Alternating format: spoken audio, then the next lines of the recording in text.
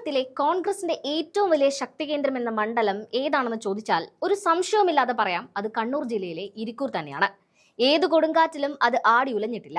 മുൻ മന്ത്രിയും ഉമ്മൻചാണ്ടിയുടെ വിശ്വസ്തനായ കെ.സി. ജോസഫ് തുടർച്ചയായി 3.5 പതിറ്റാണ്ടുകാലം MLA ആയ മണ്ഡലം. പക്ഷെ തെരഞ്ഞെടുപ്പ് അടുത്തു വരുമ്പോൾ ചെറിയ അസ്വാരസ്യങ്ങൾ പൊട്ടിപ്പുറപ്പെടുക അവിടെ പതിവാണ്. നല്ല കഴിവുള്ള നേതാക്കന്മാർ മണ്ഡലത്തിൽ തന്നെയുണ്ട് എന്ന് മാത്രമല്ല, എല്ലാവർക്കും അങ്ങനെയുള്ള മണ്ഡലത്തിൽ ഒരു കണ്ണുണ്ടാവുക സ്വാഭാവികമാണ്. എന്നാൽ ഇത്തവണത്തെ പിരിമുറുക്കത്തിന് മറ്റൊരു കാരണം കൂടിയുണ്ട്. അതായത് ഇരിക്കൂർ മണ്ഡലത്തിലെ MLA അഡ്വക്കേറ്റ് സജീവ് ജോസഫ് ആണെങ്കിലും മണ്ഡലത്തിലെ ഏറ്റവും ജനസമ്മതിയുള്ള കോൺഗ്രസ് നേതാവ് എന്ന് പറയുന്നത് KPCC ജനറൽ സെക്രട്ടറിയും മാർക്കറ്റ് ഫെഡ് അധ്യക്ഷനുമായ അഡ്വക്കേറ്റ് സോണി സെബാസ്റ്റ്യൻ ആണ്. ഏകദേശം 35 വർഷത്തിലേറെ MLA ആയിരുന്ന കെ.സി. ജോസഫ് മണ്ഡലം വിടുന്നുവെന്നും മറ്റുള്ളവർക്ക് സ്ഥാനാർത്ഥിത്വത്തിന് അവസരം നൽകുന്നു എന്ന തീരുമാനമെടുക്കുമ്പോൾ തന്നെ ഒറ്റ ഒരു പേര് മാത്രമേ അവിടെ കേട്ടിരുന്നുള്ളൂ, അത് സോണി സെബാസ്റ്റ്യന്റേതാണ്.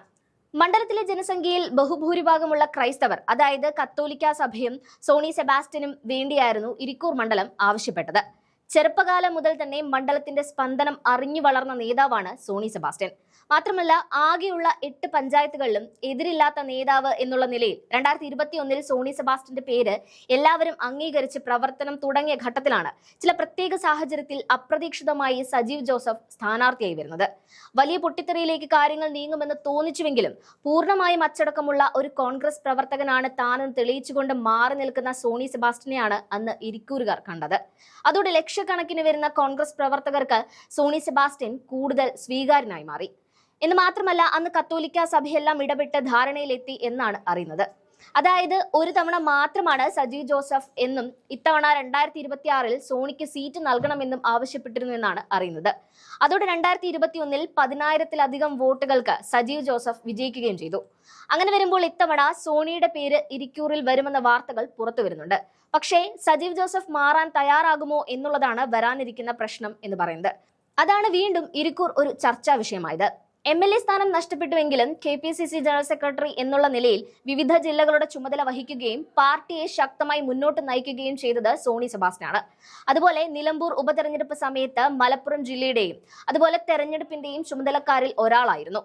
എന്നാൽ ഗ്രൂപ്പ് രാഷ്ട്രീയത്തിനു വേണ്ടി ചിലർ ശ്രമിച്ചതോടെ തദ്ദേശ തെരഞ്ഞെടുപ്പിലും സ്വാധീനം ഉപയോഗിച്ച് സീറ്റ് വാങ്ങിച്ചതോടെ ചില സ്ഥാനാർത്ഥികളുടെ കാര്യത്തിൽ സഭയ്ക്ക് വിയോജിപ്പും നീരസവും ഉണ്ടായിരുന്നു എന്നാണ് അറിയുന്നത്.